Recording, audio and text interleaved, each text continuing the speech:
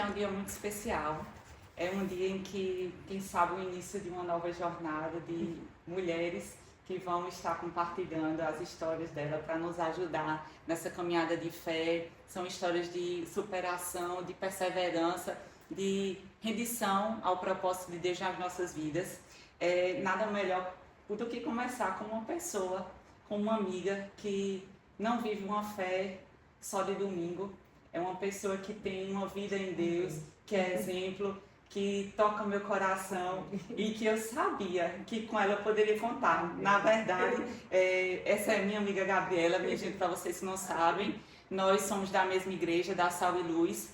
E quando ela escutou sobre esse projeto, ela não pensou duas vezes, ela disse bora, e glória a Deus pela sua vida, porque talvez se não fosse com você, esse coração de executora, de que não olha para trás, que pega no arado e vai para frente, isso não teria sido para frente. Então, muito obrigada por estar aqui também e por fazer parte desse projeto, que eu nem sei como é que vai se desenvolver, e a gente está experimentando aqui e está só obedecendo o Senhor, né? Amém. Porque a gente dá um passo e o Senhor vai fazendo todas as coisas. Não sabemos se vai continuar, se vão ser séries, mas deixa o Senhor conduzir todas as coisas, né? Para vocês que vão assistir, sejam muito bem-vindas. A gente vai descobrir junto o que Deus tem para esse tempo. O testemunho de Gabi vai ser colocado na descrição do YouTube, para vocês terem acesso ao testemunho, à história e terem base também nas perguntas e nas respostas que a gente vai conversando. Também posso deixar o teu contato, Gabi, para mulheres que quiserem conversar, saber mais, porque é uma história de 22 anos de caminhada com Deus, né? Isso. É difícil resumir nessa... Então, pouco tempo, né? E obrigada de novo, de verdade. E para começar, tu gostaria de se apresentar, falar teu nome, se você tem filhos, se é casada? Oi, gente, tudo bem? Eu que agradeço, Nath, pelo convite, né? Pedindo a Deus que tome conta da minha vida nesse momento, que eu consiga, né, falar um pouco daquilo que Deus fez e tem feito na minha vida, né? Meu nome é Gabriela, tenho 40 anos, tenho 40 anos. Sou mãe de um casal, Davi de 14 anos e Ana Rebeca de 8, e sou casada com o Maxwell. E, Gabi, você entregou a sua vida a Jesus aos 19 anos, no seu testemunho, né? Isso. Agora com 40, então são 22 anos de caminhada com o Senhor, né? E tem uma frase que me marca muito, que é: não importa como a gente começa, mas sim como a gente termina. E no seu testemunho fala sobre os seus primeiros anos difíceis no casamento, os dois sendo cristãos, né? A saída do mercado de trabalho para se dedicar totalmente à família, a perda da gravidez, questões de saúde, esterilidade também, que não está lá, mas você tem um testemunho de esterilidade, né? E questões de financeiras também, do deserto. Então, me diz como é permanecer, como é que foi, sabe, durante esse tempo de adversidade, quais foram os desafios e o que Deus te ensinou nesse processo? Nesse tempo, né? Acho que assim, o início de tudo é crescer num lar de violência. Então, assim, minha infância começou com um pai que era presente, minha mãe casou aos 15 anos, me teve aos 16, 17 anos, acho que quase 18. E meu pai era um pai presente, acho que até os meus 8, 9 anos ele era presente. Mas aí ele começou a engajar na política. Então é como a Bíblia diz, né? As más companhias corrompem os bons costumes. Então meu pai passou a beber, passou a fumar. E minha mãe desconhecia aquele homem com quem ela tinha se casado. E quando eu tinha 4 anos, isso meu irmão já era nascido, porque quando eu tinha 3, já perto dos 4, meu irmão nasceu. Então são 4 anos de diferença, minha e do meu irmão. Enfim. E eu cresci naquele lar, que eu preferia, fui crescendo com aquilo, né? Vendo aquela violência e tudo. E eu sempre dizia assim, eu sonhava, qual menina que não sonha com um casamento, com um príncipe encantado? Então eu cresci com isso dentro de mim. Mas de tanto ver aquela violência, eu dizia, eu vou casar, eu quero ter uma família. Mas homem nenhum vai dizer o que eu tenho que fazer da minha vida. Eu vou seguir minha vida do jeito que eu quero. Vou ter meu emprego, vou ser independente financeiramente, como minha mãe é. Mas eu não vou ser como minha mãe. Que minha mãe, mesmo trabalhando, ela tinha medo de fazer qualquer coisa sem digamos assim, o acordo com o meu pai. E aquilo me revoltava, porque eu dizia, ela trabalha, ela tem o dinheiro dela e precisa da autorização dele para fazer com o dinheiro dela, do trabalho dela. E eu dizia, eu não quero isso para mim, mas eu quero me casar. E aos 15 anos eu comecei a namorar e foi um relacionamento abusivo, né? Em palavras, não agressão, mas em palavras. E acho que até os 16, perto dos 17 anos, e rompi esse namoro, né, com questões óbvias e não quis mais relacionamento nenhum, namorar e nada e tudo. Eu dizia, não, eu gostava muito de curtir, eu gostava muito de festa. Então era interessante porque eu ia para a festa com minhas amigas e todas procuravam um paquerazinho. Não, eu só queria saber de curtir a festa. E eu estava seguindo o mesmo rumo do meu pai, do alcoolismo, de sair de casa. Imagina, uma jovem de 16 anos sair de casa e voltar no outro dia embriagada. Né? Imagina o coração de uma mãe, né? Uma filha. E só que chegou um tempo que eu comecei a trabalhar, ainda nesse período dos 16 anos. Trabalhar como? Meu primeiro emprego foi de babá. E meu primo passou a viajar, um primo meu, e a esposa dele trabalhava fora o dia todo, precisava de alguém para tomar conta da filha, né? Da filha deles, minha prima. E eu passei a ficar com eles. E eu estudava, ensino médio, e eu deixava eu ficava com a menina durante o dia, deixava a menina na escola e ia para o colégio. Largava do colégio, pegava a menina e ia para casa. Então eu passei praticamente, acho que isso mesmo, dos 16 até quase os 19 anos morando com eles. E assim, eu achava lindo aquele relacionamento. Mas antes disso eu via isso na casa dos pais das minhas amigas, na casa das minhas amigas. Eu dizia que eu queria uma casa dessa. Então, assim, minha mãe reclamava, você só vive na rua, mas porque eu encontrava no lar das minhas amigas o que eu não encontrava em casa. Mas mesmo assim eu passava o dia fora, mas se fosse o dia dele sair para beber, eu ficava desesperada para voltar, porque eu tinha medo que minha mãe partisse, né? Eu falo hoje isso assim, eu consigo falar isso hoje, né? Mas né, as lembranças vêm, mas assim, não com dor, né? Não com tanta dor. Com dor, não com dor na verdade, mas um aprendizado. E eu vi meu primo com a esposa dele ter essa união, esse amor todo, né? Mas também passaram por muitas dificuldades, eles dois, para até chegar a esse ponto. Enfim, e aos 18, já nos 19, eu voltei para casa, que ela já conseguia ficar com a menina em casa e tal, e eu voltei para casa. E nesse voltar para casa, naquela época não era vestibular, não era como é hoje, era PSS, então a gente fazia por partes, né? Então eu dava nesse período. E nessa volta para casa, eu estava na casa da minha tia, né, que é do outro lado da rua, a família mora muito perto, assim, nós nordestinos temos esse costume de morar um perto do outro, não no mesmo terreno, mas minha tia mora na uma rua, minha mãe mora na outra, todo mundo perto ali.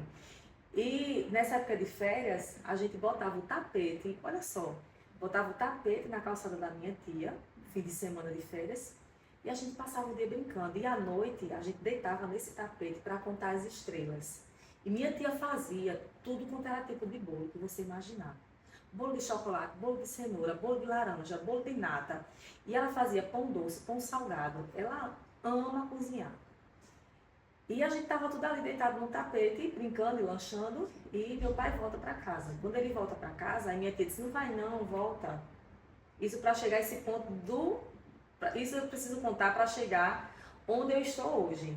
O homem que Deus colocou na minha vida hoje, meu marido, a oração começou aí. De uma dor, de uma frustração, de não ter um relacionamento que minha mãe tinha. Eu disse, não, eu vou para casa, porque eu não sabia o que ele poderia fazer com a minha mãe, né? E eu fui para casa. Quando eu cheguei em casa, eu tentei empurrar a porta, não consegui. E eu ficava empurrando, e eu gritei pelo meu tio, que morava na casa da frente, e era dividido o terreno, mas tinha um portãozinho que dava acesso à casa da minha mãe.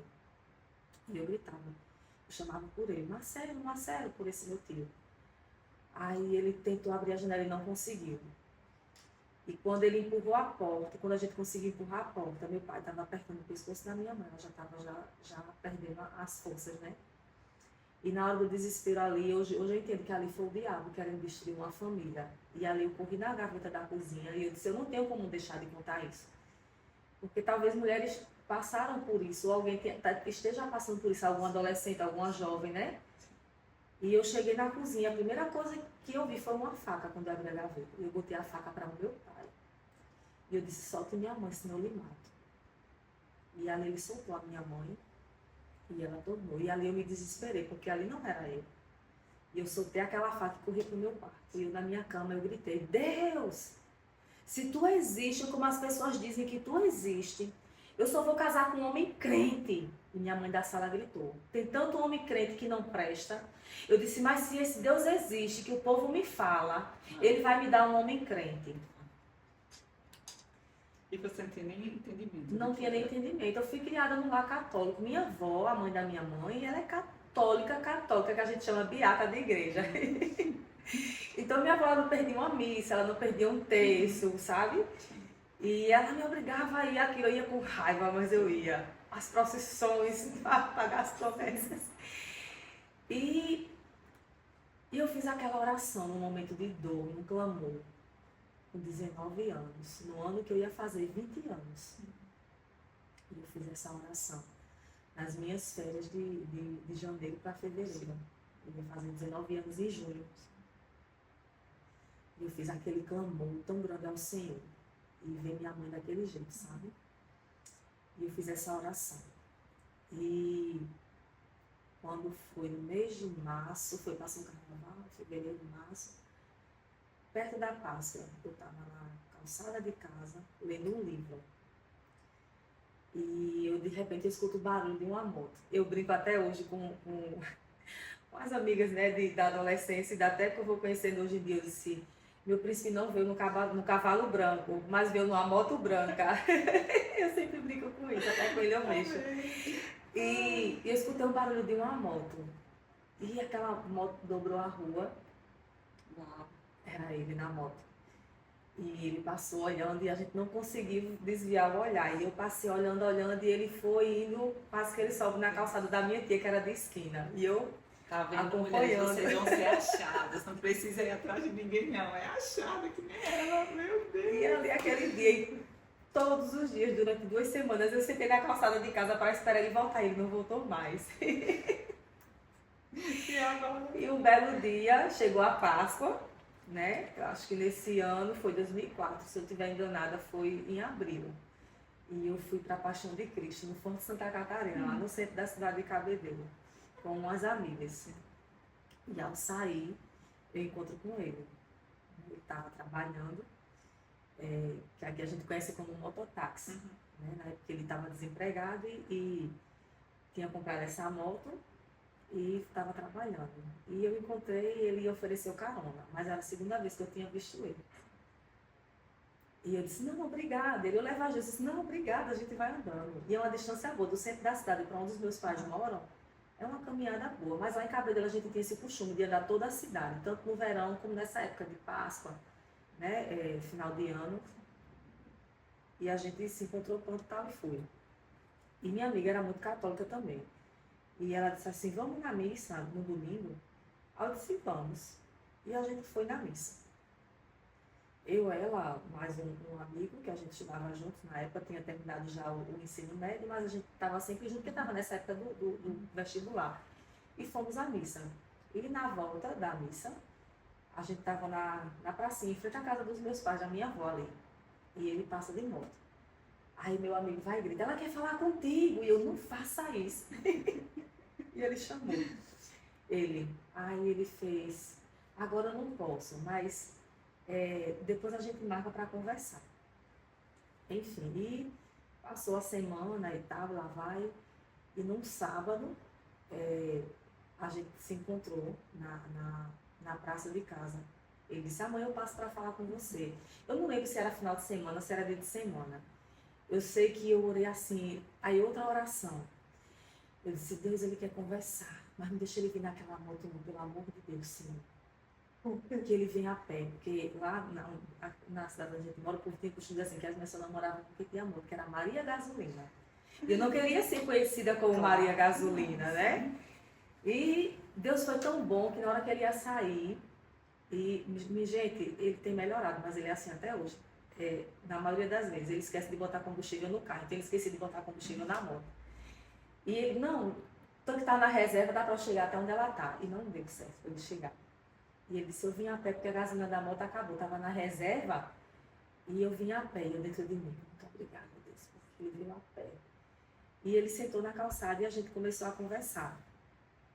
E foi interessante, porque ele diz assim, você era religiosa, você me julgou pela aparência.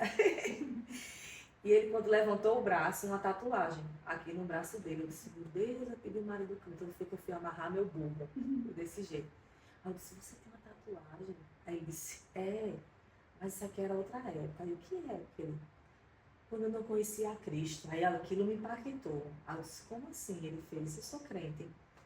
Ai, Nath, meu coração bateu tão forte. Já tinha batido forte a primeira vez que eu vi. Eu senti algo diferente. E assim, eu me sentei com ele, abri minha vida de um jeito que eu não tinha aberto para ninguém, as minhas dores, as minhas frustrações. E ali a gente começou a conversar. E interessante que a gente tem histórias parecidas de vida, né? Os pais dele se divorciaram, ele tinha 14 anos. Né? Eu sei que é sobre mim, mas eu preciso contar um pouco, né? E os pais dele se divorciaram, e ele entrou nas drogas aos 14, mas aos 19 ele teve um encontro com Cristo. E quando eu o conheci, ele nunca me convidou para ir para a igreja. Eu que me ofereci para conhecer. Eu disse, eu quero ir na sua igreja, me leve. E por incrível que pareça, ele me levou e a gente não namorava. Ele me buscava em casa, me levava para a igreja, me deixava em casa e ia embora. Então, passamos um mês assim. Ele me levava para a igreja, me deixava em casa e ia embora. No final de semana, durante a semana a gente não se via. A gente só se via no sábado no culto dos jovens e no domingo à noite no culto de celebração. E depois de um mês, aí ele é engraçado, porque ele disse assim a ele, né? Por eu não ser cristã, aí eu disse a ele assim, vem cá, menina, tu quer namorar mesmo, tu quer ficar enrolando? Porque se tu não quer, tu diz logo, disse. E ele ficou tão nervoso ali, ele disse, quer namorar comigo? Eu disse, eu quero. E a gente começou a namorar em maio de 2004. 10 de maio de 2004 a gente começou a namorar. E as pessoas diziam, ele vai começar a trabalhar à noite. Aí nesse período, quando a gente começou a namorar, ele conseguiu um emprego no posto de combustível. Então a escala dele era à noite. E as pessoas ficavam, né? Será que vai dar certo? Porque ela ainda não aceitou a Cristo. Ele vai trabalhar, será que ela vai vir para a igreja? E as pessoas, depois as amigas, né, me contaram que elas ficavam orando e também preocupadas. E eu comecei a ir sozinha, mesmo ele trabalhando à noite, eu ia para os cursos. E ficaram assim, uau! Não é o interesse sobre o homem, Sim. o interesse dela é maior. Porque eu queria uma vida diferente. E antes de conhecer ele, eu já estava com esse, quando eu voltei da casa desse meu primo, eu já tinha esse desejo, eu estava sentindo algo diferente de mim, que eu não sabia explicar. De ter convite, eu pago teu ingresso para uma festa, na época tinha um forró. Não quero ir, por quê? Porque eu não estou com vontade. Espírito Santo já então assim, já estava trabalhando no meu coração, por conta daquele clamor, porque aquilo, hoje eu entendo que aquilo foi um clamor no meu quarto, no meu secreto. Né? Eu já entendo aquela passagem, né? Que o seu quarto, assim, fecha a tua porta, ora teu pai em secreto, né? Que teu pai que vem em secreto, ele vai te recompensar. Né? Não é só o trancar no seu quarto, mas é aquele lugar do seu secreto com o Senhor. Mas o meu secreto foi literalmente no meu quarto, com a porta trancada. Entendeu? E com um ano de namoro, a gente noivou. Não, 2 anos de namoro, a gente noivou. E depois que a gente noivou, eu comecei nesse trabalho de babá e tal, e depois voltei para os meus pais. E quando eu cheguei na igreja, surgiu a oportunidade que, aí nesse tempo todo de adolescência, de jovem, eu aprendi a escovar meus cabelos sozinha. Eu escovava meus cabelos sozinhas, eu fazia minha unha só, já quando era adolescente, que minha mãe não tinha condições, né? Então, quando eu comecei a trabalhar de babá, eu juntava o dinheiro, eu comprava minhas coisas para não sobrecarregar minha mãe. Mas também ajudava em casa ela, né? Com o pouco que eu recebia, eu ajudava ela em casa. E eu comecei a escovar cabelo, depois que eu voltei da casa desse meu primo, que fui para a igreja com ele, depois que eu conheci a Cristo, escovava o cabelo das irmãs, eu ia de bicicleta. Pegava o secador da minha sogra e ia de bicicleta escovar os cabelos para as irmãs irem bonitas no culto de domingo. Eu fazia isso para ter meu dinheiro. Muito bom. E nesse período, tinha uma irmã, né, eu tenho que mencionar ela, Zelândia, né, e Fernandes, hoje eles estão na IEB, né, hoje eles são pastores. Mas ela me discipulava quanto ao casamento. Como ser uma boa esposa. Que casamento não são só mar de rosas, existem os espinhos, mas se o casal estiver unido, se Deus fosse o centro, daria tudo certo. Dava certo, tudo que ela falava ia dar certo, era um amor lindo. E a gente, como eu lhe disse, a gente não se encontrava todos os dias. Às vezes tinha fim de semana que a gente nem se via, porque trabalhava muito. E ela me discipulou muito nisso, na questão do casamento. Então, depois de 2 anos de namoro, a gente noivou. E nesses 2 anos, eu parei de escovar cabelo e fui trabalhar numa escolinha, que era a escolinha que tinha na igreja, que era a escolinha batista, como auxiliar de sala. Eu passei 1 ano no auxiliar de sala. Ainda tentei entrar na escola de professores, mas eu só aguentei 1 mês. Eu disse, meu Deus, isso não é pra mim, não. Não tá em sala de aula, não. Eu achava que ia dar certo, mas não dá. Então, nesse período, surgiu uma oportunidade de um emprego como telemarketing, numa empresa que tem em Cabedelo. E uma amiga ajudou lá, entreguei o currículo, fui chamada, fiz entrevista e consegui. E era para trabalhar numa empresa em João Pessoa, né? A Energisa na época. E na época ainda era Saelpa. E surgiu a oportunidade dessa empresa eu prestar serviço na Saelpa, em 2007. E fui prestar serviço lá, a gente era noiva. Entrei noiva Quantos e saí com anos? o filho. Trabalhei 6 anos. 6 anos. Mas vocês estavam juntos há quantos anos? A gente já estava, foi 1 ano de namoro, depois de 1 ano de namoro a gente noivou. Acho que eu entrei namorando. Eu noivei quando eu estava na Energisa. Quando fez 1 ano de namoro, eu entrei na Saelpa. E vocês se casaram? Em 2007. Foi quanto tempo? 3 anos. 3 anos. 3 anos. E eu casei com 23. Aí foi quando ficou mais difícil, né? Aí entrei na Saelpa, lá vai, solteira, então assim, ganhava muito bem. Eu tinha um salário bom, passagem, plano de saúde. A gente no final do ano tinha participação nos lucros da empresa, então a gente estava sempre dinheiro bom, ajudava meus pais em casa, enfim. E com 3 anos, aí quando foi em 2007, a gente decidiu casar. E eu disse, não precisa festa não, vamos aproveitar o dinheiro para comprar os móveis, as coisas. A gente faz uma cerimônia simples. A gente casa no civil e pede para o pastor dar a bênção no culto durante a semana. E foi interessante. E quando a gente decidiu casar, essa é a data. Vamos escolher, vamos. Eu disse, não quero nem meu aniversário no seu. Tem que ser uma data que seja nossa. Né? Porque minha mãe casou no dia do aniversário dela. Eu disse, não, eu quero uma data nossa. Então a gente casou dia 25 de julho de 2007. Foi uma quarta-feira. E tia Dani, que hoje é da Saúde também, irmã Maria, na época congregava na mesma igreja que a ela fez, a gente vai dar o vestido de presente. E eu, tá certo. Eu convidei para ser padrinho um casal amigo dos meus pais, que conhece os meus pais bem antes de eu entrar no ventre da minha mãe. Então, realmente, assim, que quando você vai escolher alguém para fazer parte da sua vida, de momentos como esse, tem que ser realmente pessoas que já fizeram parte antes. Eu acho isso muito importante. Né? Pessoas que têm um legado, que têm uma história de superação também.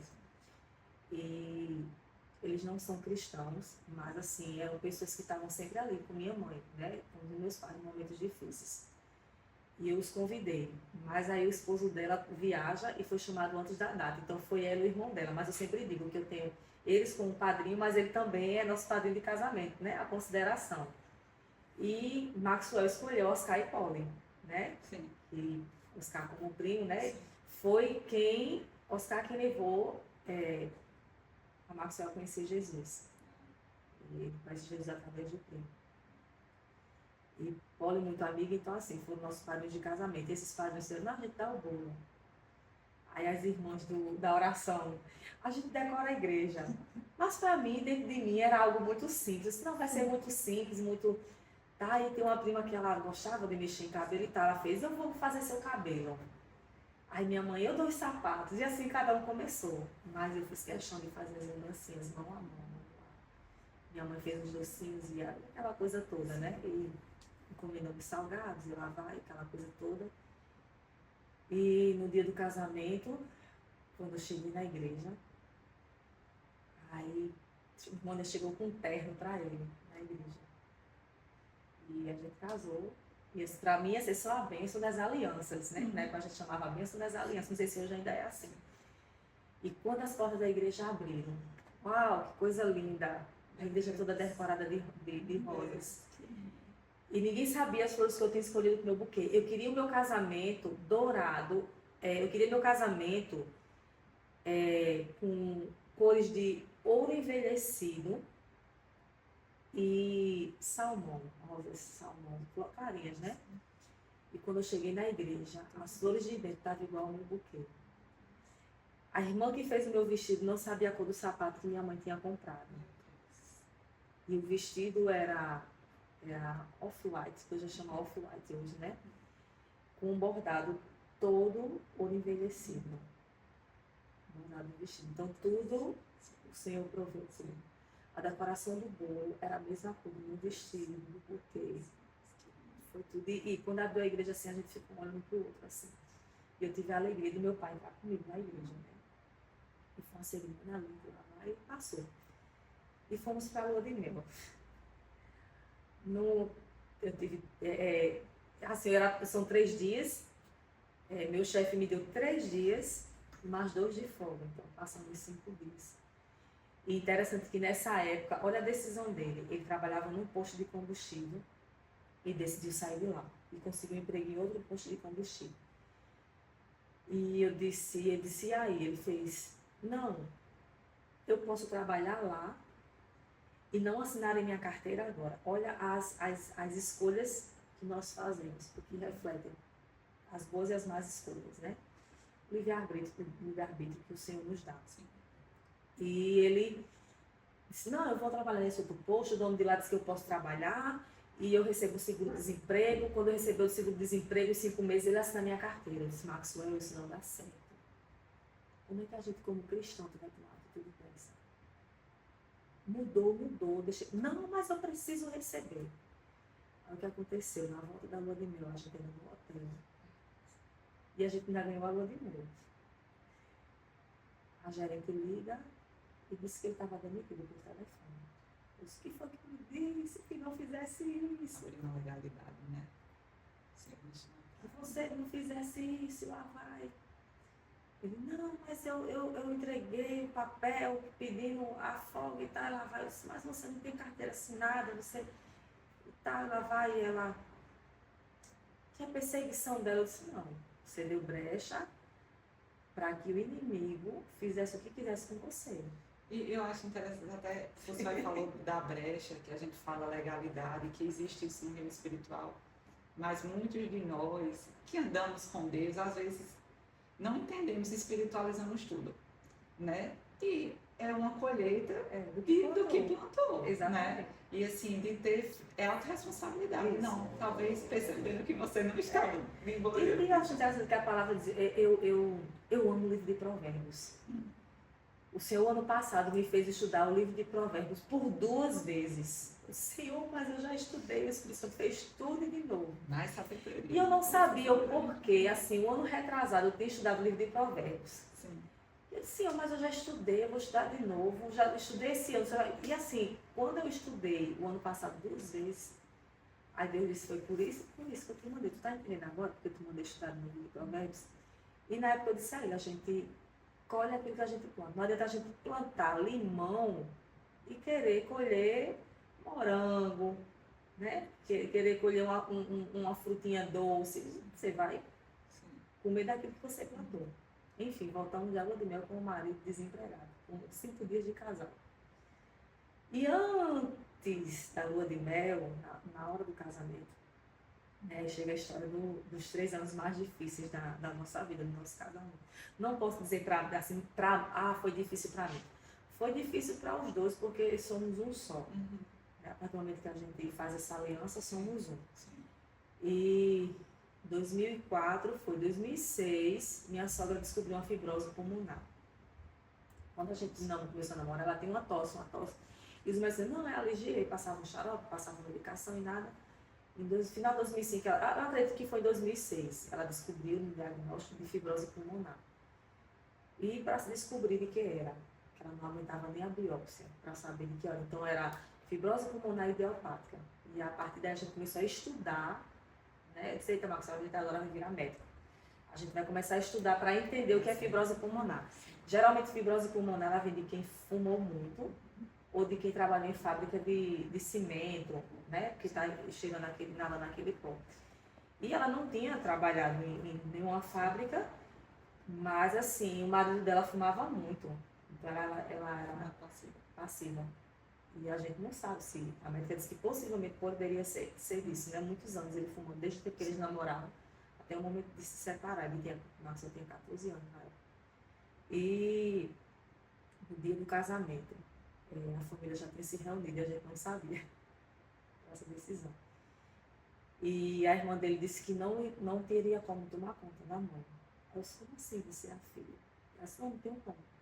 Ela mora, que a gente chama, né, do outro lado da cidade de Cabedelo, tem que pegar, não é nem a balsa, é a lancha para ir para lá. E o marido dela disse, não, a gente dá um jeito para alguém vir tomar conta dela, mas para cá ela não vem tomar conta da mãe, não. Aí, gente, como assim? Disse, não, você vai ter que morar com ela, porque você é a única que ela escuta. Só você consegue lidar com ela. Todo mundo dizia, a família toda. Só você consegue lidar com ela. Só você consegue lidar com ela. E de primeiro assim, não, a gente vai morar com ela, a gente já tinha alugado uma casa de início para morar perto dos meus pais, até a gente conseguir comprar uma casa. Meu sonho era uma casa. Eu quero uma casa, que eu quero um terreno, eu não quero apartamento, eu quero casa. Para eu poder derrubar, levantar e ninguém tá me aperreando. Eu quero uma casa, porque eu fui criada em casa. Ele disse, tá certo. E a gente foi morar com ela. Aí nós casamos 25 de julho de 2007. Eu estou na lua de mel e voltou desempregada. E a gente foi morar com a mãe dele. Os móveis todos na casa da minha mãe, né? Como lá tem um bom espaço, então alguns móveis ficaram lá desmontados, outros já, como fogão, geladeira já estava montado, mesa, mas os outros desmontados. E fomos para lá morar com minha sogra. O ano foi muito difícil, porque eu dizia, não, vai dar tudo certo, porque a filha dela mora longe, né, com os filhos, e vai ficar só ele e a mãe dele, então vai ser good vibes, vai ser bem, bem bacana, bem legal. E eu saía para trabalhar de 10 horas da manhã. Eu tinha que deixar almoço pronto e jantar pronto, assim, para ele e para a mãe dele. E ele sem trabalhar. E eu ia trabalhar, eu estou empolgada, porque tinha emprego, lá vai, ia trabalhar.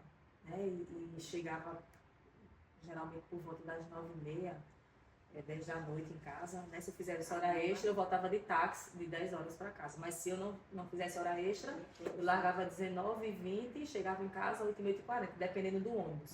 Pegava 2 para ir, 3 para voltar.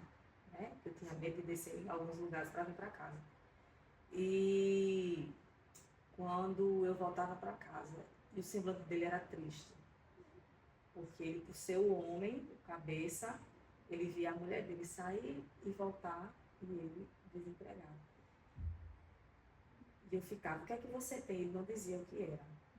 E eu dizia, meu Deus, não aguento mais ver meu marido assim, meu Deus, desse jeito. Nessa frustração, eu acho que foram uns 2 ou 3 meses ele desempregado. E a gente ali orando, né? Deus, abre uma porta, assim, dá uma oportunidade. E surgiu a oportunidade dele trabalhar num porto, não era um porto, era como se fosse um armazém que recebia o trigo, né? Que vinha dos navios e ia para esse armazém, perto da casa dele. E ele trabalhava noite sim, dia sim, dia não, né? E nesse período de dia sim, dia não, ele, né, foi melhorando a situação lá, mas a minha sogra foi piorando. E o mais difícil qual era? Ela não teve encontro com Cristo. Então ela sempre dizia assim, ele é igual ao pai dele. Ele agora vai receber o dinheiro dele e você vai ter que nunca deixe seu emprego, porque ele vai estar sempre...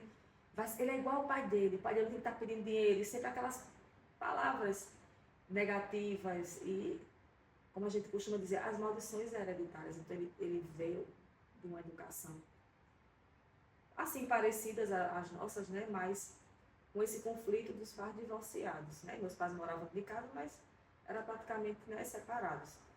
E ela dizia, ele vai ser igual ao pai dele, lá vai. E olha, eu não tenho obrigação de fazer nada, tudo é você é a esposa dele, mas eu nunca cheguei a dizer nada assim, que eu não ia fazer. E tudo era nós dois em casa, né? E ela foi piorando, o balão de oxigênio temporariamente, já não era temporariamente, já passou a ser fixo. Então ela acordava muito de madrugada tossindo, e tossindo muito, e a gente tinha que levantar. Imagina, eu cansada de trabalhar o dia todo com o telefone no ouvido. E ele a noite toda, né? A noite anterior trabalhando. E a gente tem que acordar e esperar a tosse dela. A gente não podia fazer nada, esperar a tosse dela passar para poder voltar a dormir.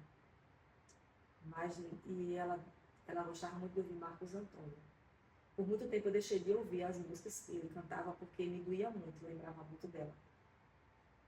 Mas assim, em meio a essas dores, essa frustração dela, esse medo, e ela dizia, Deus me cura, remove essa pedra, Senhor, vem com cura sobre mim. Ela clamava por essa cura. Ela, Deus só me leva quando eu ver o filho do meu filho. E ela não tinha medo de ir sem ver o primeiro neto, né, do filho dela, né, o primogênito dela. Né, e eu acredito que acho que com o nosso segundo ano de casado, não foi o segundo ano de casado, ela piorou. E ela dizia, Deus, eu não aguento mais, me leve. E ele dizia, mãe, a senhora precisa aceitar Jesus como seu Salvador. Mãe, a senhora crê, e nesse dia ele pegou, mãe, a senhora crê que Jesus é o seu único suficiente Salvador? E ela, eu creio, meu filho, eu não aguento mais viver essa vida. Mãe, a senhora se arrepende dos seus pecados? Ela, meu filho, eu me arrependo. Mãe, libere perdão para o meu pai. Mas assim, ela aceitou Jesus, mas ela ainda estava com aquela dor no coração, né, do divórcio e tal. No entanto, que ela tinha guardado uma roupa dele, do trabalho dele. Ela tinha essa, assim, ela tinha essa, e muitas vezes ela não aceitava o casamento da gente, não que ela não gostasse de mim, mas é porque ela tinha medo de perder o filho como perdeu o marido, né? Ela tinha esse medo, ela tinha no filho como é que eu posso dizer, a figura do marido, né? Então, o meu marido saiu, foi embora, me abandonou, e agora meu filho vai embora, né? Porque eu dizia, olha, um dia a gente vai sair daqui. Um dia a gente vai colocar alguém para tomar conta da senhora, a gente vai sair daqui. Então, ela dizia muita coisa comigo, que depois que eu vim entender, que era o medo de perder o filho, né? Aquela coisa assim, a segurança dela não estava no Senhor, estava nas pessoas. E para a nossa alegria, meio de tanta essa dor, ela aceitou Jesus como seu Salvador da vida dela. E ali ela começava a escutar os louvores, ela começava a agradecer ao Senhor. Deus, eu creio na minha cura, eu creio que o Senhor vai me curar. E ela cantava muito, louvava muito ao Senhor. A gente conseguia ler a palavra, as irmãs iam fazer visita, culto doméstico lá para ela e tal. E depois de uns 2 anos e meio, já perto dos 3 anos, né? Nesses 2 anos a nossa alegria foi ter ao Senhor. Mas tinha muita turbulência, né? Assim, entre ele e a irmã dentro de casa. Não que eles não sejam unidos, são. Mas eu sinto como se ela tivesse, assim, um medo de perder o amor da mãe. Então, minha sogra tomava muito medicamento. Então, cada um que chegasse a contar uma história, ela acreditava na história que as pessoas contavam. Então, hora ela estava bem comigo, ela estava contra mim. Mas aí, quando a gente... Aí, as consultas médicas, quem sempre ia era eu com ela. Endoscopia, tudo era eu. E eu sempre ia com ela, desde o tempo de namoro. E o médico disse uma vez a gente, olha, ela vai começar a tomar uma medicação que vai mexer nessa parte do cérebro dela, do raciocínio. O que disserem a ela vai acreditar. Vai ser como uma criança, que um conta uma história, ela vai acreditar. O outro vem com a história sobre o outro e assim ela vai. Vocês vão ter que ter paciência mesmo, sabedoria. E tinha uma mangueira no quintal da casa dela, que eu ia para debaixo dessa mangueira, chorava horrores. Meu Deus, onde foi que eu me meti? Onde foi, Senhor, que eu me meti? Eu dizia, né? E eu dizia, mãe, eu vou separar. Eu chegava na casa da minha mãe do trabalho. Era caminho para casa. Eu dizia, eu vou separar, eu não aguento mais. O fórum é bem ali. Do jeito que eu fui assinar para casa, ela assinou para divorciar. E minha mãe dizia, aqui você não fica. Pode pedir seu divórcio, mas na minha casa você não volta mais não. Procure outro canto, mas aqui você não vinha não. Então, em meio a esse desejo de me divorciar, por quê? Como eu disse no início, eu queria casar, mas o homem não ia mandar em mim. Sim. O dinheiro era meu, ninguém ia ditar o que eu ia fazer, não. Né? E ele disse, eu tenho meu dinheiro, eu vou viver minha vida, eu não preciso dele, o dinheiro dele, até porque eu ganho mais do que ele. Olha o que eu dizia, eu ganho mais do que ele. E ela disse, aqui você não fica. Seu marido bate em você? Eu disse, não. Seu marido lhe maltrata? Não. Você quer separar? Você não pediu o marido crente? Pois você agora não, minha mãe dizia. E aquela frustração e toda quando eu Como é chegava. que Maxwell lidava com isso? Você sentia que ele sentia isso também? Ele é aquele ditado, ele vive entre a cruz e a espada. Entre o amor da mãe, que estava naquele período, E ele, a ele família. não tinha voltado a trabalhar ainda. Já tinha voltado a trabalhar. Nessa né? piora dela. E eu dizia assim, teve um dia que ela disse tanta coisa comigo. E eu disse a ele, sua mãe disse isso e isso. E ele, é você que é a barraqueira, desse jeito. É você que é a arendeira. Porque eu sempre fui aquela que... eu sempre tive um temperamento forte. Eu acho que da forma que eu cresci dentro daquele lar violento, então eu cresci agressiva. Sim. Né? Então sempre tinha aquele escudo de defesa. Sim. Né? Sim. E eu dizia assim, eu não tenho obrigação de estar com você, não tenho obrigação de estar aqui não. Eu não sei porque eu estou aguentando. E começou as discussões. Em casa, aí teve um dia que eu disse a ele, eu vou trabalhar, eu volto, mas eu levo todas as minhas coisas. Esse dia foi tão engraçado que ele se escondeu por trás da cama. Eu entrei no quarto para arrumar minha mala e ir embora. Eu não sei para onde eu vou, mas eu vou embora. Ele se escondeu atrás da cama. Quando eu entrei no quarto para pegar a mala, para botar as coisas, ele me segurou tão forte.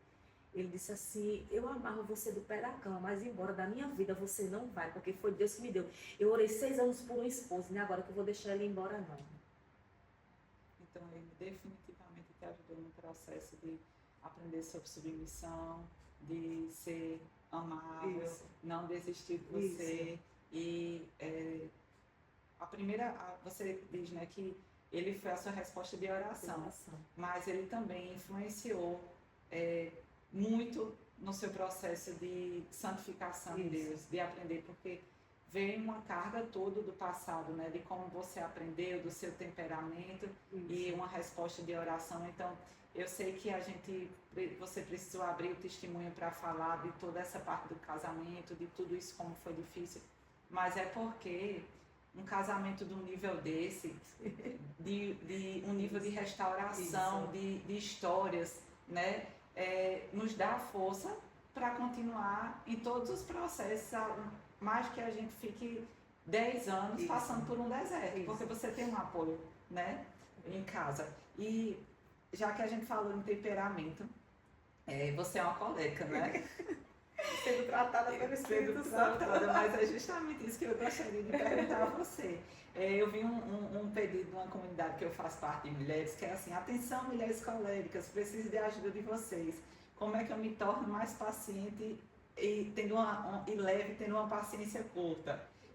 Sinto dificuldade com isso, né? E eu vejo que no mundo gospel hoje, sabe, dentro da igreja, muito se trata o temperamento como um horóscopo mesmo. Isso. Um horóscopo crente, né? E eu sou de tal temperamento, então eu sou assim mesmo. Minha personalidade é assim, eu vou agir assim. A minha história, quando eu era criança, foi difícil. Mas, poxa, onde é que o Espírito Santo entra? Se ele vem com restauração, cadê as ferramentas de alma? Porque a gente precisa buscar ferramentas para a nossa alma também. Mas como é que o Espírito Santo te ajudou, tem moldado o teu caráter? Porque eu sei que é um processo, mas eu sei que você já colhe frutos disso, né? Inclusive aquela história do óculos, você pode contar a sua vizinha que eu amei. E me diz assim, como é que você tem sido transformada nesse temperamento? Não foi fácil, né? Como eu disse, essa questão de temperamento forte. Então, eu sempre fui muito dura, né? A vida me fez ser dura, né? Minha mãe, ela disse que desde pequena, assim, ela disse, mulher, quando era pequena, tu se agarrava na grade de mãe, né? Da mãe dela, e chamava todo mundo que estava na rua para conversar, mas sempre aquela menina determinada, né? Eu aprendi a andar de bicicleta num dia. A rua que minha mãe morava era de terra. E minha mãe me deu uma bicicleta e eu disse, pai, tira a rodinha. Eu disse, mas minha filha, tira a rodinha, pai. E num dia só, numa manhã, ou foi numa manhã ou foi numa tarde, eu aprendi a andar de bicicleta num dia só. Meu Deus. Fui embora na bicicleta na rua de terra e aprendi num dia só. Eu jogava peão com os meninos na rua, bolinha de gude com os meninos, eu subia em árvore, eu comia fruta direto. Eu sei que foi essa menina, minha mãe dizia, ela tá nascendo macho, que eu nunca vi. mas sempre aquele desejo de menina, né, dentro, sempre aquela doçura. E não foi fácil, né, eu digo que Deus começou a me tratar, acho que do nascimento de Davi. Esse temperamento forte, Deus começou a me tratar quando Davi nasceu. Aí vem a história da esterilidade, que eu, com os 3 anos de casado, não quero ter filho, lá vai, fui para a médica, disse que eu tenho que fazer reposição hormonal, que eu não ovulava. E a mãe do meu pai, ela já tinha aceitado a Jesus, minha avó era mãe de santo, e ela aceitou a Jesus, mesmo na velhice, mas aceitou. Então, olha só o conflito de crenças, né?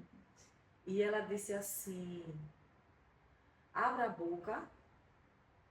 Não, não abra a boca. Olha que nem Ana. Vá ler a palavra, a passagem de Samuel, vai ver a oração de Ana. Vai ver a vida de Samuel, ela disse, vai fazer a oração de Ana. Que Deus, ele ressuscitou ao 3º dia. E não há médico nenhum que seja mais do que Deus. Então você não vai tomar remédio nenhum, você não vai fazer tratamento nenhum, porque Deus vai abrir seu ventre. E ali eu fui para o pé da mangueira. Nada interessante que o meu local de oração era debaixo da mangueira. Era embaixo da mangueira. E eu, desse meu jeito, eu digo, Deus, o Senhor me deu um marido crente. Abre meu ventre, Senhor. E eu cantei uma canção de Fernanda Abreu. Dá-me filhos, se não morro. Né? O clamor de uma mulher. O seu nome era Raquel. Tinha tudo que qualquer pessoa quer. Mas lhe faltava um algo mais, que era filho. E Ana também foi humilhada, né? Uma outra esposa, seu marido, e ela foi no templo e orou ao Senhor por um filho. E eu disse, Senhor, eu quero um filho. Aí depois dessa oração, antes de fazer 3 anos, eu engravidei. E foi uma gravidez tranquila.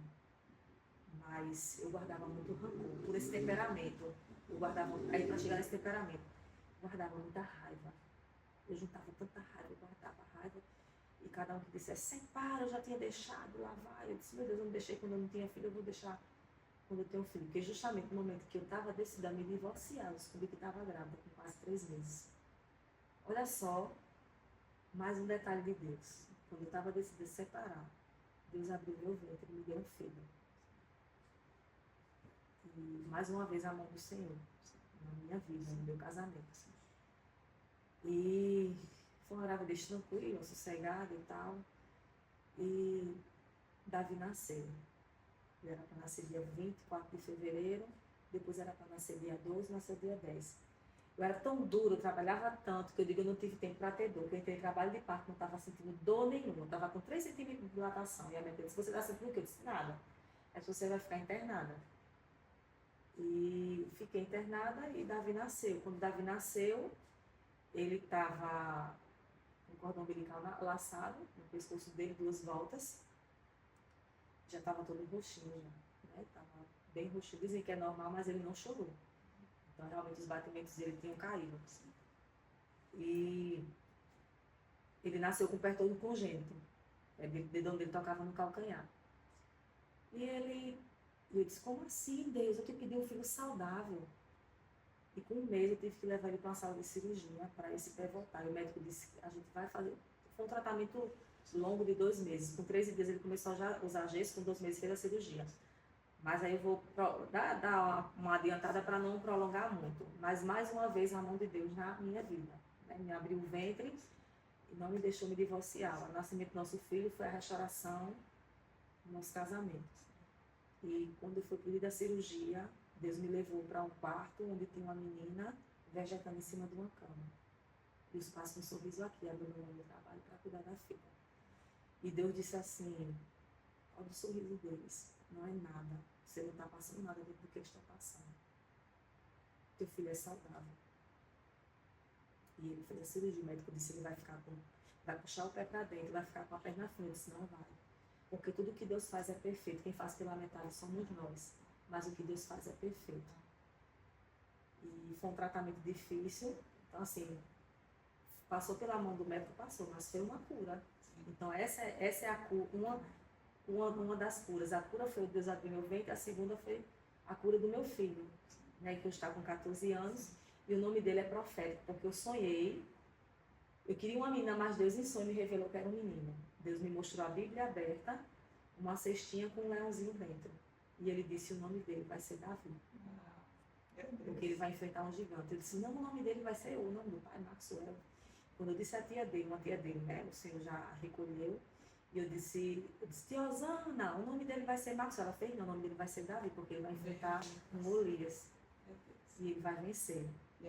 E eu já tinha tido essa revelação de sonho, mas não tinha essa convicção assim de revelação de sonhos como eu tenho hoje. E Davi foi curado. O médico disse que ele ia demorar a andar, ele ia andar com 1 ano e 1 mês, 1 ano e 2 meses, ele andou com 10 meses. Mas o temperamento era forte, eu era dura, eu não chorava. E o Espírito Santo começou a me tratar com Davi. E teve esse tratamento. E hoje ainda sou tratada pelo Espírito Santo com muita coisa, porque não é fácil você querer tudo do seu jeito, porque eu queria tudo do meu jeito. A hora de sair, a hora de chegar, a hora de fazer isso, era tudo cronometrado. Eu tinha uma agenda do dia todo pronta. Se aquilo saísse do meu controle, acabava o meu dia, eu não saía de casa, eu ficava de cara feia. Minha mãe dizia assim: se você continuar chata, insuportável como você nunca vai casar na sua vida. Você nunca vai ter amizade nenhuma. Pare de querer controlar a vida das pessoas. Porque eu deixava o temperamento me dominar.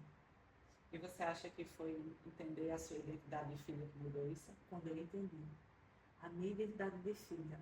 Olha só, quantos anos de caminhada eu vim entender minha identidade de filha em 2021, quando eu fiz o metanoia. Antes disso, eu fiz uma Mulher Única, né? Que foi onde me moldou também essa questão desse temperamento.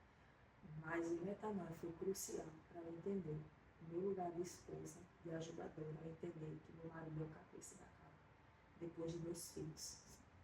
E quando eu tive Davi, e eu perdi a gestação, a segunda gestação, quando ele tinha 5 anos, e aí eu disse: Deus, porque o Senhor me deu um filho, se o Senhor ia levar. A rebeldia, né? A reclamação, a murmuração. E aí o médico disse: você não sabe o que você está dizendo.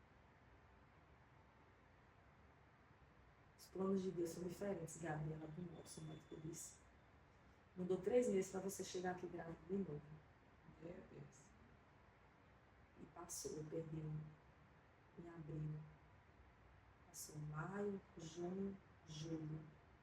Em agosto eu disse que estava grávida, eu já estava com medo de gestação, deu na Rebeca. Foi uma gestação difícil, de risco. Deus de vitória.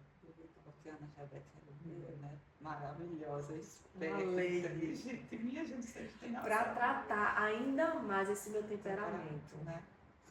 Que ela trouxe. Porque ela tem uma leveza nela. Eu fico com os olhos cheios de lágrimas, porque é uma leveza. Davi, ele é muito comunicativo como eu, mas ele é muito acelerado, né? É o sanguíneo. Lá em casa nós temos os 4 temperamentos. A mãe colérica, o filho sanguíneo, o pai fleumático e a filha melancólica. Imagina só. E eu disse: Deus, como eu vou lidar com isso? E com ela Deus me trata esse temperamento. Porque ela vem: mãe, não sei o que. Aí eu, às vezes eu quero gritar, eu faço respiro bem fundo, eu digo: Deus, dá-me mansidão e temperança. Porque eu tenho que entender que ela não é como eu. E Deus tem me tratado. Mas quando eu entendi a minha identidade de filha, que eu deixei o Espírito Santo controlar a minha vida. Claro que eu tenho coisas que Deus deixa, tem coisas que Deus precisa tirar desse temperamento. Hoje eu já passei por uma aprovação para a vida. A hora de tomar banho era 6 horas. 6h15 o pessoal começou a entrar no banheiro. Eu digo: gente, 6h15 eu digo: Deus, o Senhor está me tratando ainda, né? Vai sendo pro resto da vida. Tem coisa que a gente vai... Então, assim, isso. E essa questão do temperamento é você entender. Não é o temperamento que lhe define. Isso. Quem lhe define é o Espírito Santo. Isso. Está disponível para que ele trabalhe no nosso coração, né? Você acredita que o cuidado com a aparência impacta na forma como a gente se sente? Eu sei que você sempre tem uma jornada, né, hoje de autocuidado, de se embelezar, tá sempre bonita. Em casa também, para você, sempre foi assim? Ou você começou esse processo e isso impacta na sua beleza? Na sua forma como você se Eu sempre fui vaidosa, desde criança. Eu acho engraçado que às vezes eu gosto de pegar as fotos e mostrar em casa as crianças. Minhas fotos, a maioria, tudo com pulseira, com anéis nos dedos e com colar, sempre muito arrumadinhas. Era sempre de bota, minha calça. Mas teve algum tempo que você parou? Parei. Deixar Deixei de me cuidar. Eu acredito que no período de Davi, quando ele fez 1 ano e 11 meses, minha sogra faleceu e eu precisei me afastar do trabalho por conta de uma ansiedade generalizada. Eu descobri que eu tinha o TAG, transtorno de ansiedade generalizada, e síndrome do pânico social. Isso me fez parar de me cuidar. Sempre fui vaidosa, sempre gostei de fazer unha, de fazer cabelo, né? Sempre gostei de uma sobrancelha, uma maquiagem, mas isso me fez eu morrer. Foi quanto tempo sem olhar para si?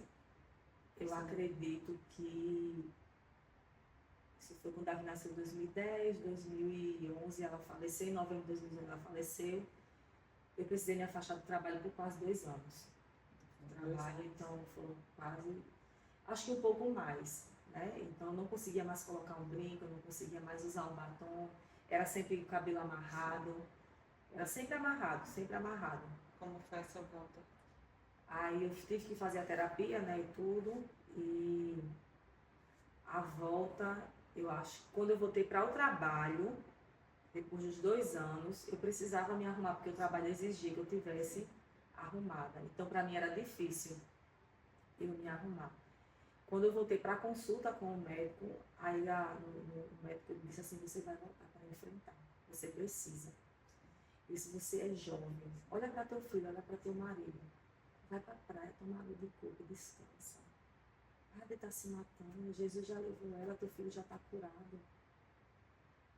Aí você, então, eu sei que você voltou, enfrentou, conseguiu, tudo mais.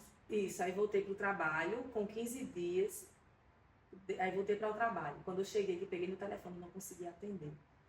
E eu disse, eu quero minha demissão. E minha gerente fez, eu não vou lhe dar sua demissão. Você vai conseguir. Eu disse, eu não consigo. Eu não consigo. E ela disse, vai ter uma demissão em massa. E eu vou dar todos os seus direitos. Mais uma vez, o cuidado de Deus. Né? Mas isso, para chegar a esse ponto aqui de demissão, fizemos um acordo. Porque ele já viajava nessa época. Ele passava 28 dias no mar e 28 dias em casa. Então, quando ele chegava do trabalho, eu estava trabalhando. Então, ele queria sair comigo com o Davi, não podia. Ah, viajar no final de semana, um domingo de praia. Eu não tinha dia certo para folgar. Eu trabalhava 6 por 1. Mas esse de folga era sempre durante a semana. E ele queria com a família. Eu disse, então eu vou pedir. Fui pedir demissão. Ele disse, você está adoecendo, você está morrendo. Você não era assim. Essa não foi a Gabi com quem eu me casei, ele dizia.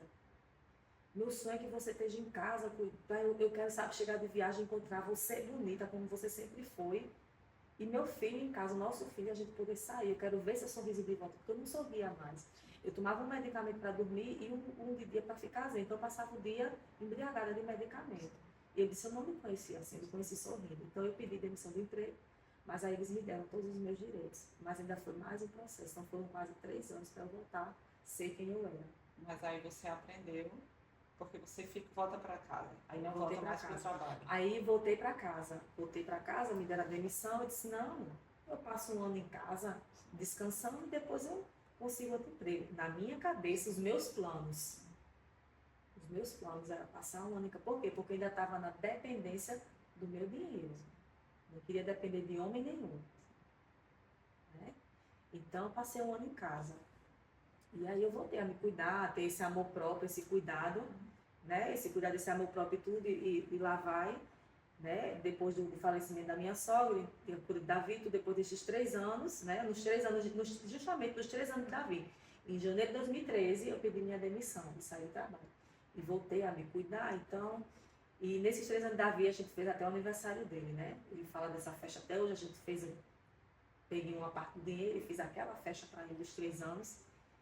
E a gente voltei a me cuidar, voltar essa vaidade dos brincos, dos anéis e tal.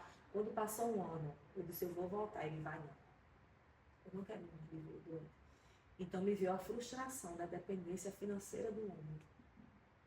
Se eu depender do dinheiro dele. E era difícil porque ele era um homem que ele não era generoso. Ele era generoso para ele.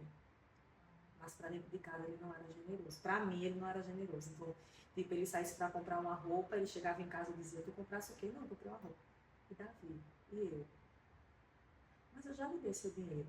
Então, ele me dava uma quantidade que não chegava perto do que eu tinha. Assim, meu Deus, você parece uma bola no meu emprego. E ali eu tentava, com aquilo que chegava na minha mão, tentar comprar, não joia, mas algo que me deixasse Sim. bem, né, naquilo dali. Sempre que eu queria vir a frustração, lembrava, eu orei para viver esse casamento com o homem de Deus. Eu ficava, Deus, ele não sai para viver com os amigos, ele não sai para me trair, ele não sai para farrar. Então eu comecei a trabalhar isso dentro de mim. Mas eu ainda tinha muita dor de tudo que a gente viveu no nosso casamento. Eu culpava ele por muita coisa.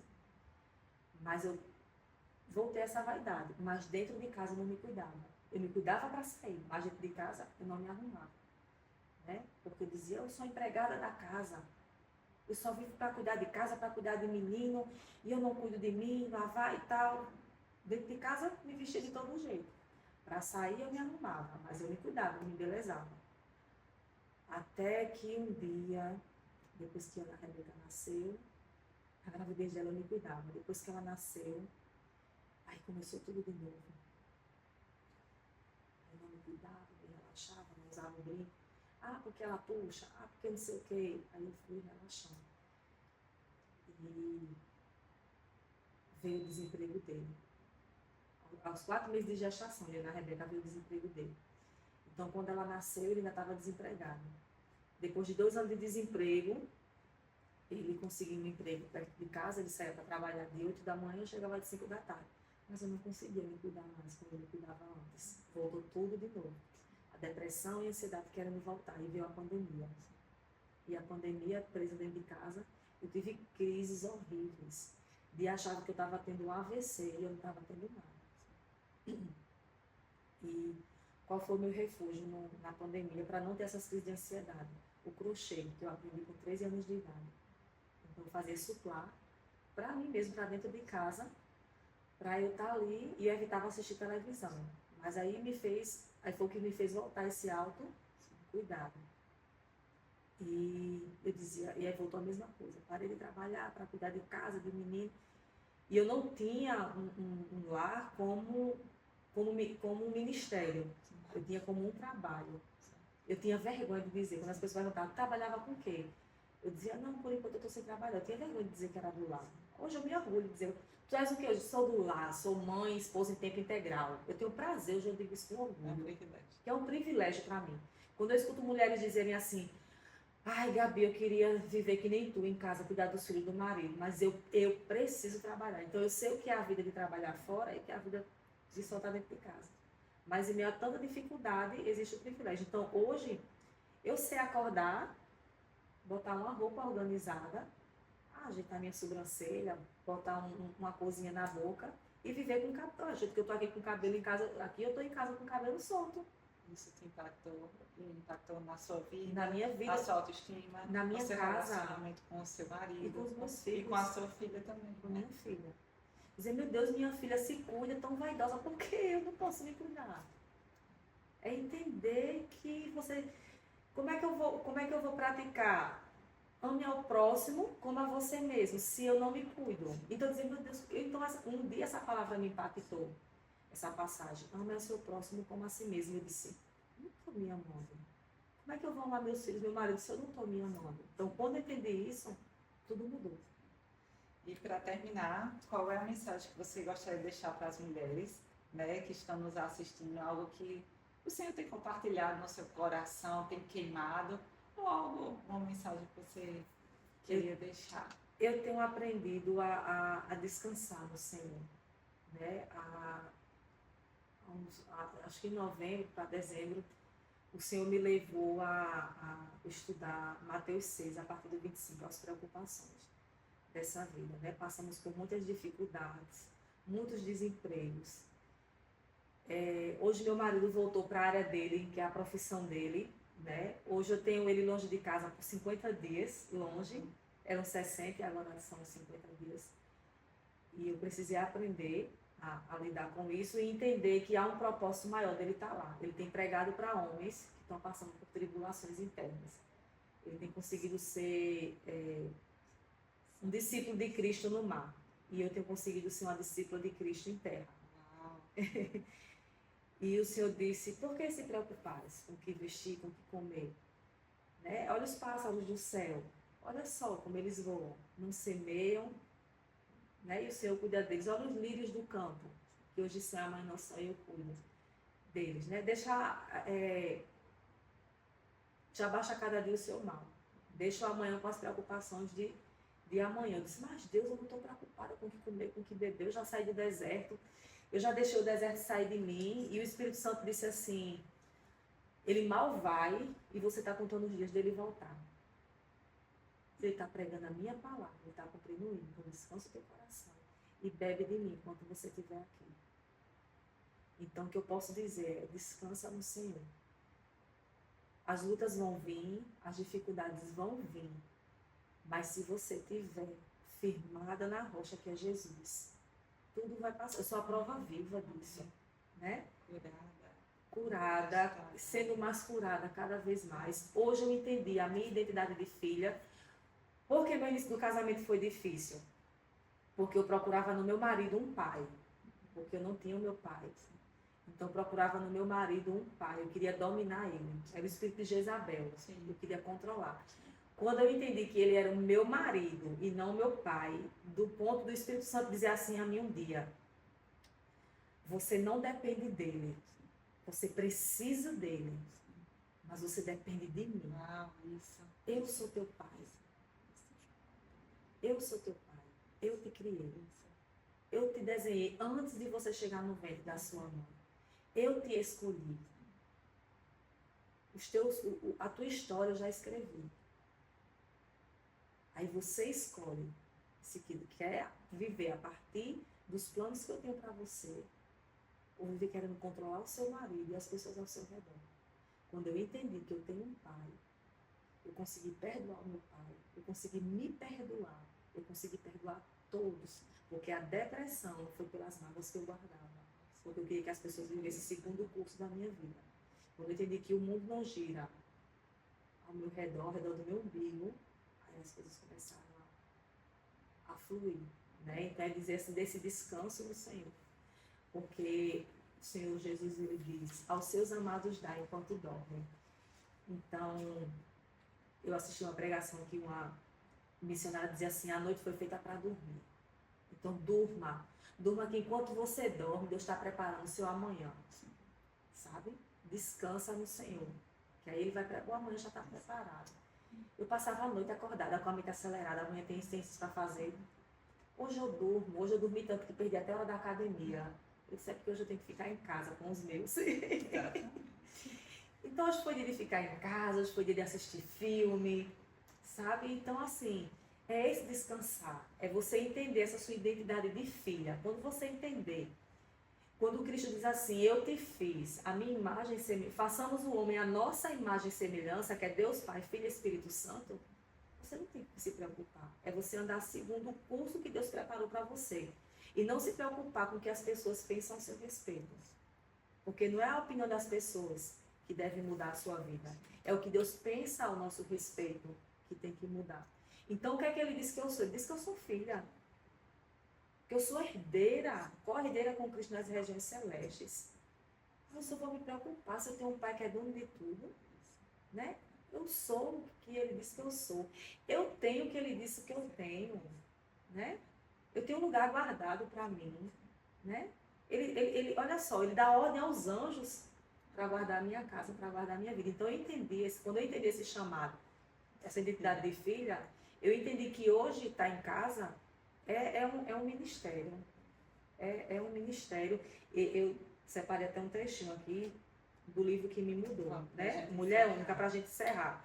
Então é assim, ele diz assim, não morra em casa. Eu estava morta em casa. E quando eu cheguei nesse trecho, eu grifei, ele diz assim, o ministério, né, de estar em casa não consiste simplesmente em assumir um púlpito e pregar para os ouvintes, né, como mulher. Ministério é serviço, preparar comida, arrumar as camas e limpar a casa são atos de ministério, né? São atos de ministério. Em vez de se irritar com as tarefas domésticas, torna a vida mais fácil. Em vez de você se irritar, quando você entender que é um ministério, torna a vida mais fácil. As mulheres que consideram a maternidade um ministério têm alegria e satisfação no que fazem. A hora das refeições deveria ser um momento mais tranquilo do dia. Deveria ser um período de ministração para cada membro da família. Olha só. Então, assim, eu aprendi a preparar a mesa. Eu preparo a mesa para o café da manhã, para o lanche da tarde, para o almoço e para a janta. Porque hoje eu entendo que é um ministério. E eu sinto prazer nisso, em preparar a mesa. Porque a mesa é o lugar onde tem cura, né? Onde antes eu não tinha uma mesa. E Deus me fez ter uma mesa. Me fez ser mãe de filhos, né? E eu agradeço, né? Eu que agradeço pela oportunidade de dizer um pouquinho daquilo que Deus fez e tem feito na minha vida e na minha casa, né? E que as mulheres sintam-se amadas pelo Senhor, que sintam esse desejo de ser mãe, de casar, de formar uma família e entender que por você ser mulher, você não é menor. Quando a Bíblia diz as mulheres sejam submissas ao seu marido, é andar sobre a mesma missão. Submissão é andar sobre a mesma missão. É entender que vocês... Eu aprendi algo com um casal de pastores que ele diz assim, o casal eles têm que jogar frescobol e não ping-pong, porque ping-pong são adversários. Um quer derrubar a bola do outro. E o frescobol é para manter a bola na raquete. Então eu aprendi a jogar frescobol no casamento. Não é fácil, mas quando a gente se apega ao Senhor, tudo flui. Obrigada mais uma vez.